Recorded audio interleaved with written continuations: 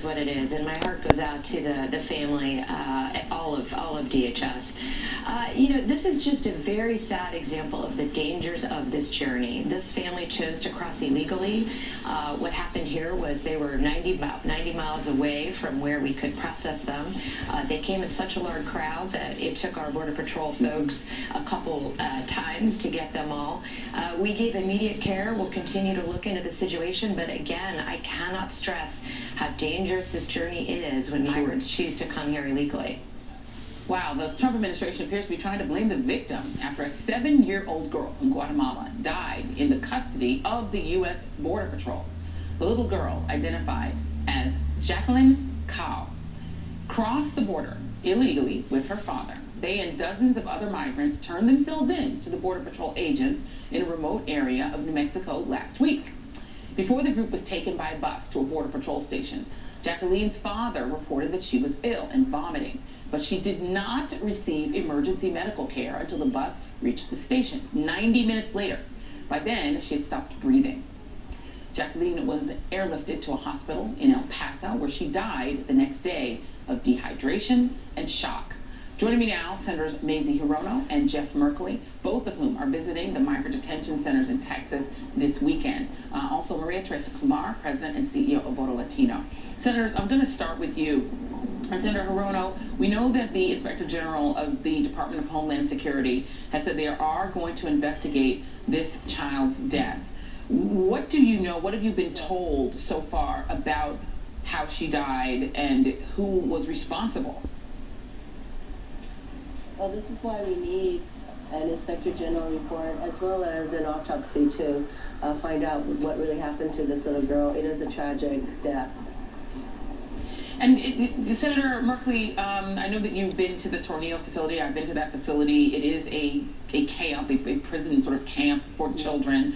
So we know that we know some of the conditions that children are being held in. But with this specific case of Jacqueline Cow, one of the issues was dehydration. We're going to show some video, which you probably can't see just the way that you guys are on a live view camera right now. But there's video of Border Patrol agents dumping water on the ground, water that was meant to be left for migrants. This is from the Tucson-based aid group,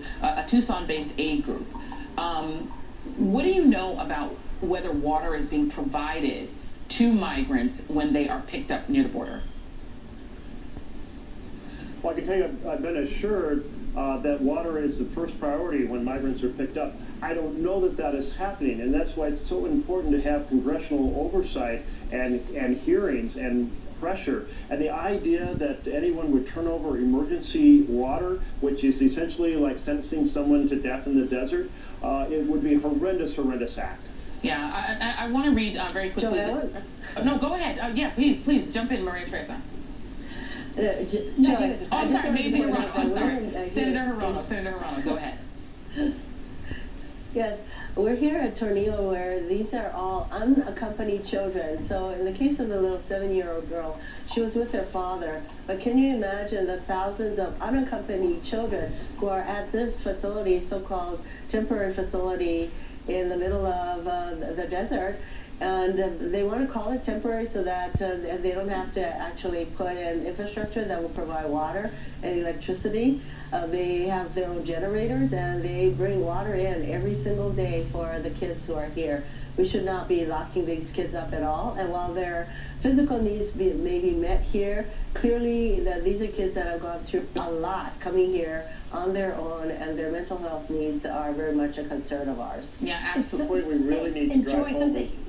So Joy, I think one of the things too is Tornillo is only one of 2 federal campsites for children, where because it's on federal land, yes, there is absolutely zero oversight from local officials, from agencies that can actually make sure that the kids are getting the needs that they have. But I would love to follow up a little bit on what Senator Merkel said. We need to have clear answers and oversight. Right now we have 13,000 children that are minors in these types of detention camps. What is the government planning on to do? Who is going to be held accountable? I would love to hear a little bit more from the senator on, how can the American public ensure that there is transparency in what is happening with these children? Senators, we'll start with you, Senator Merkley, and then Senator Hirono. Almost every conversation we have, the number goes up, and we're told that number is now 15,000.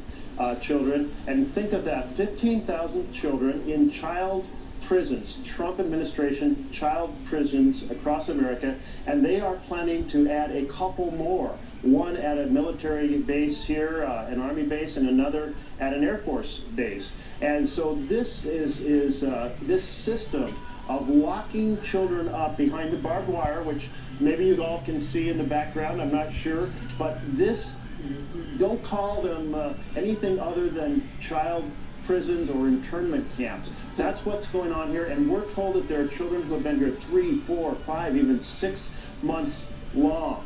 And the trauma is being inflicted as part of a political strategy. To hurt children deliberately as part of a political strategy, we need to have everyone in Congress and in America rise up and say this is wrong, it has to end.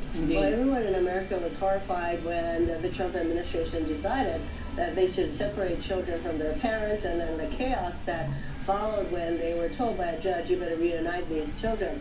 In this facility, they are unaccompanied children. The job of Health and Human Services, which oversees this facility, is to find sponsors for these children. The administration has made it harder for sponsors to come forward because many of these sponsors are undocumented, and if that information is shared, which now it is being shared with ICE, then they can undergo deportation proceedings. So not only are these kids here for longer than they should be, but the effort to find sponsors for them have been stymied.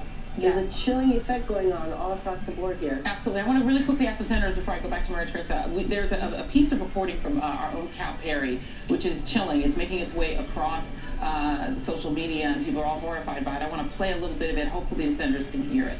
Take a look.